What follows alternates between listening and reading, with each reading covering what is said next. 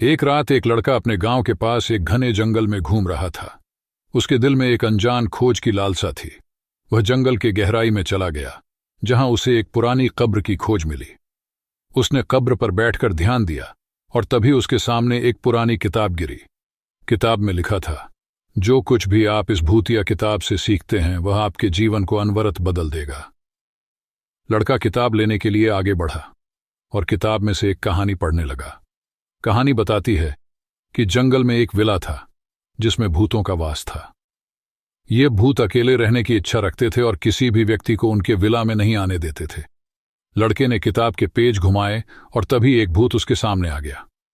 उसने लड़के को कहा, तुमने मेरी किताब खोज ली है, अब तुम्हें इसके नतीजे से जूझना होगा। लड़का डर कर किताब को गिरा दिया, लेकिन भूत उसके सामने ही था। वह अपने अंदर का साहस जुटाते हुए उसके सामने चला गया, लेकिन बार बार वह एक ही स्थान पर आ जाता और वह उससे बाहर नहीं निकल पाता था। धीरे धीरे उसका मन और उसकी भूतियां किताब के बीच की लड़ाई में बदल गया। वह ने अपने आत्मविश्वास को पाया और उसने किताब को पुनः उठाया। किताब के पेजों के माध्यम से वह भूत को धीरे धीरे धक्का देने लगा और अंत में उसने उसे विजयी बना दिया। भूत गायब हो गया और वह जंगल में अकेले ही बच गया।